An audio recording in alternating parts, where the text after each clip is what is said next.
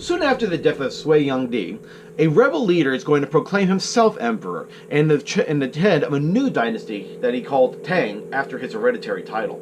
The founder of the Tang, Li Yuan, had been a governor under the Sui and was related to the ruling house. He was initially reluctant to proclaim himself emperor and to proclaim a new dynasty. He installed a puppet child emperor of the Sui dynasty, but in 618 removed him and declared the Tang dynasty, ruling under his imperial name Gaozu. Much of the Tang's success, though, was due to the energy, ability, and policies of the second emperor of the Tang, Taizong. Taizong was an ambitious and ruthless man. He murdered two of his brothers and pushed his father aside. Once on the throne, he saw himself as a Confucian leader who heeded the interests of his subjects. Banditry was eliminated during his reign, the price of rice remained low, and taxes levied on peasants amounted only 1/40th of the annual harvest. Apart from the Grand Canal, Tang rulers would maintain a communications network based on roads, horses, and sometimes runners.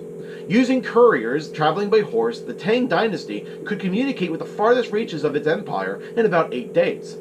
The equal field system governed the allocation of agricultural land in order to avoid the concentration of property that caused so many problems during the Han dynasty. This system allotted land according to the land's fertility and the recipient's needs.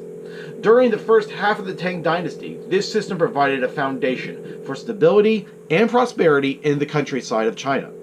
The Tang also relied on a bureaucracy based on merit, as reflected by performance in the imperial civil service exams. Following the Han, Sui and Tang rulers recruited government officials from candidates who progressed through the Confucian educational system. The Tang expanded this system by establishing state schools and issued standard authorized versions of the classics to be taught in those schools.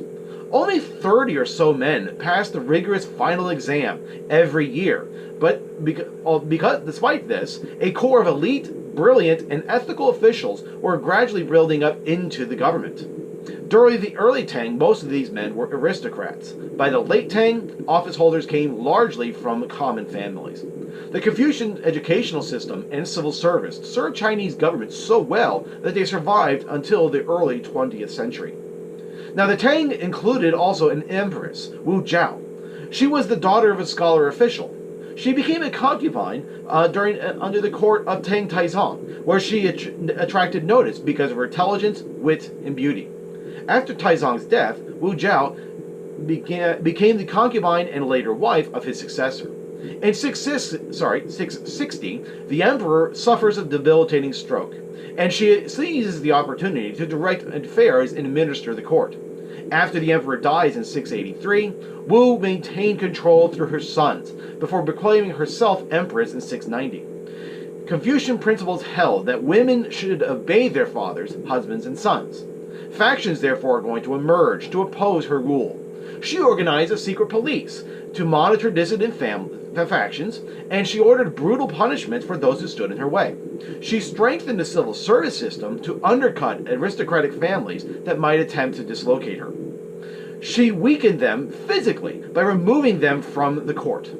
She patronized Buddhists who would compose treatises to legitimize her rule. She was an effective ruler.